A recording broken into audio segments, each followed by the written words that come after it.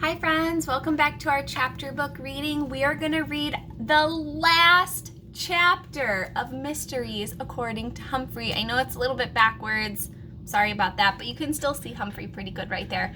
So we are going to read the last chapter and then we're going to go on to the next book. All right, chapter 14, The Case of the Weird Witch. Page 133. Mr. E worked so hard the next few days that my class caught up with Mrs. Brisbane's lesson plans. But it wasn't all hard work. He also read us a fur-raising story about a secret code. And it turned out that the secret code was also a math problem.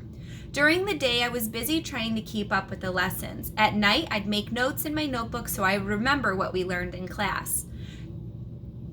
But there was more than schoolwork going on. Mr. E talked to Hurry Up Harry about getting back to class on time. And suddenly, Harry wasn't late anymore. One day, Phoebe came up to my cage smiling. She held up her wrist with the daisy watch on it. "See, Humphrey, I still have it," she said. And guess what? Yesterday after school, I went to a meeting of this new club. It's for kids whose parents are in the military.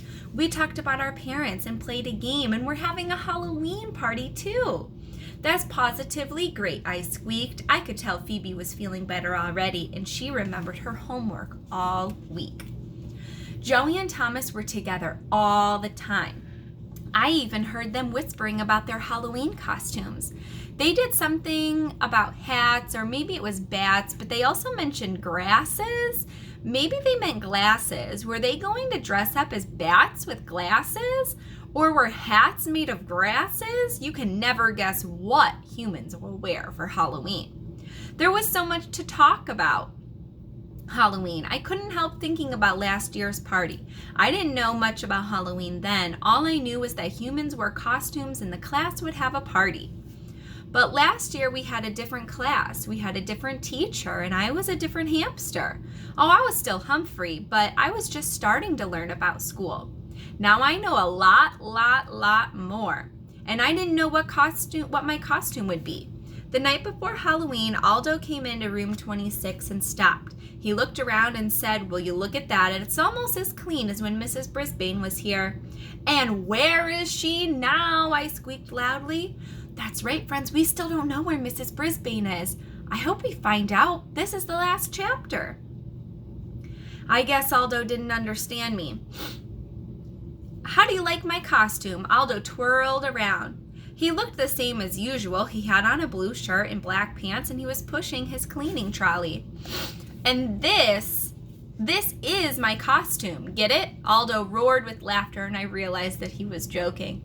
I like jokes. I think most hamsters do. "I need a costume too," I squeaked. "Boing, boing," Og agreed. "I know you're excited," Aldo said. "I talked to Richie today. He's excited too."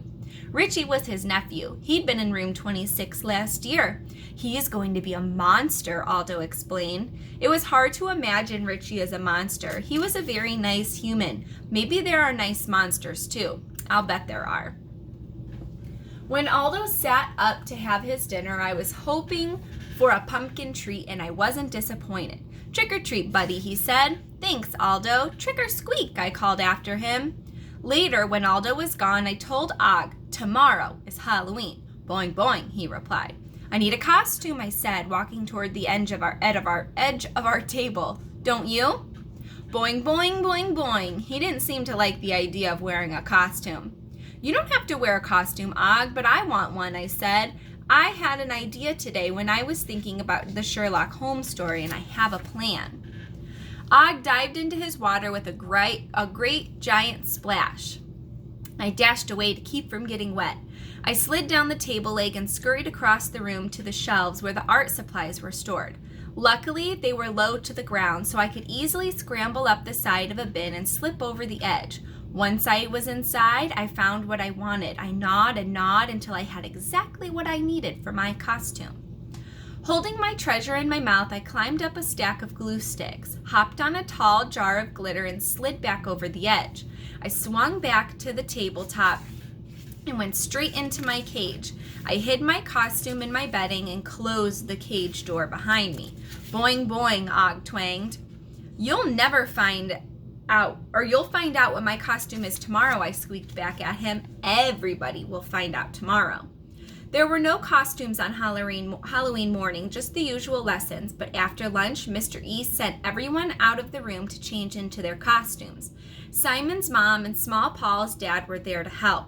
When the room was empty, Mr. E turned toward Og and me and said, "You're about to have a big surprise." "So are you," I squeaked. Then he left the room too. While the room was empty, I made sure my costume was still under my bedding. It seemed like a long time before the door finally opened again. In walked a tall pirate and a short ninja. I guess they were Tall Paul and Small Paul. Then a princess with a sparkling crown on her head came in. That was Holly. More kids came into class in amazing costumes. Phoebe wore a camouflage military uniform. Kelsey was a ballerina in a tutu. Her eye was back to normal and she looked very graceful. Then a very surprising pair came in. They were dressed alike in long coats and those deerstalker hats like Sherlock Holmes wore, and they carried huge magnifying glasses.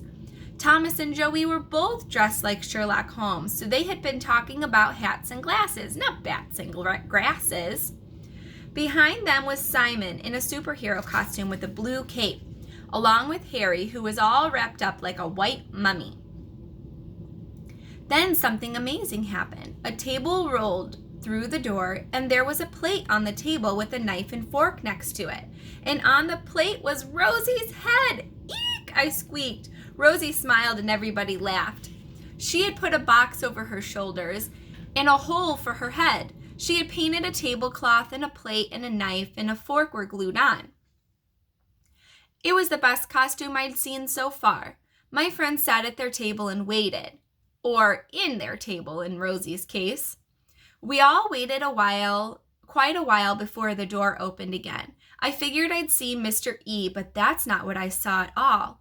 In came a grinning pumpkin head with a skinny skeleton body and a truly horrible witch. She was all hunched over and leaned on a crooked wooden cane. Her face was hideous with huge warts and a pointed nose and green skin. The room was silent as they walked to the front of the room and faced us. "How do witches tell time?" the pumpkin skeleton asked in a strange, high-pitched voice. "With a witch watch," the witch answered, and then she cackled wildly. The sound made my fur stand on end. "What do you call a nervous witch?" the pumpkin skeleton asked. "A twitch," the weird witch answered and cackled loudly again. I was about to go hide in my sleeping hut when the pumpkin asked the skeleton another question. "And which witch are you?" the pumpkin skeleton asked. This time the witch didn't answer. "Class, who knows which witch this is?" the skeleton asked us. For a few seconds, no one spoke or squeaked. And then Small Paul shouted, "Mrs. Brisbane!" Mrs. Brisbane was a witch, and all this time I thought she was a ballerina. The witch reached up and took off her witchy face, which was just a mask. The witch reared up and took off, and there was Mrs. Brisbane happily smiling at us. "Guys, Mrs. Brisbane is back!" Everyone in the class cheered and clapped. Og splashed loudly. Boing, boing, boing, boing. I climbed up to the top of my cage and shouted, "Welcome back!" "I'm so happy to see all of you," Mrs. Brisbane said in her regular voice. "Mr. E came to visit me. We planned this surprise for you, and I'm proud of how well you did on your math test." The door opened and a mad scientist with a wild white hair and a white coat came in, along with a clown with a big red nose and a pink, blue, and green striped wig. "Happy Halloween," the clown shouted, just like Mrs. Wright. In fact, I was sure it was Mrs. Wright. When I saw the clown had a whistle around her neck, "Welcome back," the mad scientist sounded just like Mr. Morales. "It's good to be back," Mrs. Brisbane said. She leaned over her stick. Mrs. Brisbane hobbled over to see Og and me. Of course I missed my friends Humphrey and Og, she said. I'm so glad to see you, I squeaked. And Og jumped for joy. Boing. Hi, Og. Hello, Humphrey, Mrs. Brisbane said. You know, Humphrey, you're the cause of all of this. My heart sank to my toes. What did I do? I squeaked. Our teacher turned to the class. You see, I was running a little late for school that morning. I was already in my car when I realized I'd forgotten Humphrey's fresh vegetable treat. As I ran back to the house, my heel caught on the front step and I tumbled down and broke my ankle. Oh my gosh, guys, Mrs. Brisbane hurt her ankle. It broke. She lifted a corner of her long witch's skirt and showed us her cast. I am unsqueakably sorry, I told her. I couldn't reach my phone and Mr. Brisbane wasn't home, so I couldn't call the school to tell them I wouldn't be in, she explained. So that's why Principal Morales had been so confused that morning. My neighbor finally found me and took me to the hospital. I had to have an operation on my ankle before I could start walking again, she continued. But of course, it was my fault and not Humphrey's. What did I forget to do, Kelsey?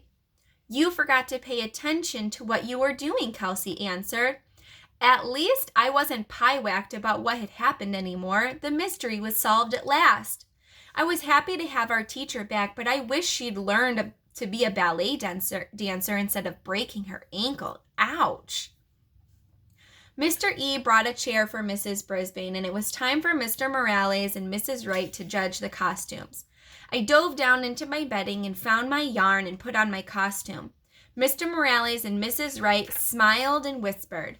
They watched my friends parade around the room. No one was watching me, so to get their attention, I began squeaking loudly. Squeak, squeak, look at me, I repeated over and over. Finally, Mrs. Brisbane turned to see what was wrong and she burst out laughing. What on earth is Humphrey wearing? Everyone rushed over to my cage, so I stood up on my rear paws and squeaked some more. He's got red yarn on his head, Rosie answered. Thomas leaned in and held up his magnifying glass. It's red yarn, all right. Joey leaned in and held up his magnifying glass. It looks like red hair. Red hair. Kelsey grinned. He looks like a redhead from the Red-Headed Leak story. I guess it took a redhead to recognize another redhead. Everyone was laughing and pointing except Mr. Morales and Mrs. Wright. They were whispering and pointing. Who gave Humphrey that yarn? Mrs. Brisbane asked. No one answered. Whoever you are, you're a very clever person, she said. For once, Mrs. Brisbane was wrong. I am a very clever hamster. Mr. Morales announced that he and Mrs. Wright had made a decision. He reached in his pocket and pulled out a blue ribbon that had best costume written on it. It's a tie between Rosie Rodriguez and Humphrey. Boing, boing, boing, boing, Og cheered, and he knew I wanted to win. Everyone else cheered too, and Mr. Morales put the ribbon on my cage. He had another best costume ribbon, which he gave to Rosie. I was proud to share the honor with her. Friends, this is the last page of our last chapter. We will have one extra page after this, okay? Of course, you're all winners in room 26, he said. Mrs. Brisbane is coming back to teach next week. Ooh, Mrs. Brisbane is coming back. So I think we should all thank Mr. E for doing a great job. He reached in his pocket and pulled out a gold ribbon that had best substitute written on it. Mr. E looked very happy to accept it. Now, boys and girls, Mrs. Murch is going on a medical leave next week, so room 29 needs a substitute. Do you think I should recommend Mr. E? Everyone cheered wildly, even Mrs. Wright. They passed out treats for everyone, including some sunflower seeds for me. All I can say, it was a super, super, super great party. That night, when Og and I were alone in room 26, I guess I was the happiest hamster on earth. I'd made friends laugh. I had a shiny blue ribbon on my cage. My favorite teacher, Mrs. Brisbane, was coming back. My next favorite teacher, Miss Mack, was just down the hall. My other favorite teacher, Mr. E, would still be at Longfellow School for a little while. And even though I'd solved a lot of mysteries in room 26, I knew that as long as I was a hamster living in a classroom full of humans, I'd always have plenty of mysteries to solve, just like Sherlock Holmes. Humphrey's Detectionary. Sometimes even excellent clues can lead you in the wrong direction, but it doesn't really matter if everything ends well and your teacher comes back. Oh my gosh, guys, did you guess that right? Did you think that Mrs. Brisbane broke her ankle, or did you really think she was a ballerina? I don't know. All right, let's read our last page. Remember, at the end, there's always a list of Humphrey's things at the end. This list is Humphrey's top 10 tips for beginning detectives. Number 1, to be a detective, you need to find a mystery to solve. They are everywhere, especially when humans are around. Humans need a lot of help. Number 2, to find clues, you need to solve a mystery. It's important to watch and listen to everything. A cage is a good watching place. Number 3, it's also unsqueakably important to write your observations in your notebook. You will also need a pencil or a pen. It's a good idea to hide your notebook behind a mirror or some other secret place. Number 4, if you don't understand something like a mystery word, study things around it. It will help you work it out. Number 5, if you're going to watch and listen, you have to be very, very, very quiet and not make a peep or a squeak. Some detectives, like Sherlock Holmes, wear funny hats, but I'm not sure why. Maybe it makes them think better. But you don't have to wear a hat to be a detective. It's important to know when it's safe to go searching for clues. Oop, I think I skipped a number. Oops. Number 7, it's important to know when it's safe to go searching for clues, especially if you're going in and out of a cage. Number 8, one mystery often leads to another, and one solution often leads to another. Number 9, never ever give up. This is a good rule for detectives and everyone else. Number 10, read a lot of good mystery stories. They're fun and they make you think. All right, my friends, that is it. We finished book number 8. Now, tomorrow, we're going to start book number 9. Do you guys want to see it? Ready? Oh, just a quick little sneak peek. It's called Winter According to Humphrey, and I can't wait to start it with you guys. Have a good rest of your day. I'll see you tomorrow morning. Bye.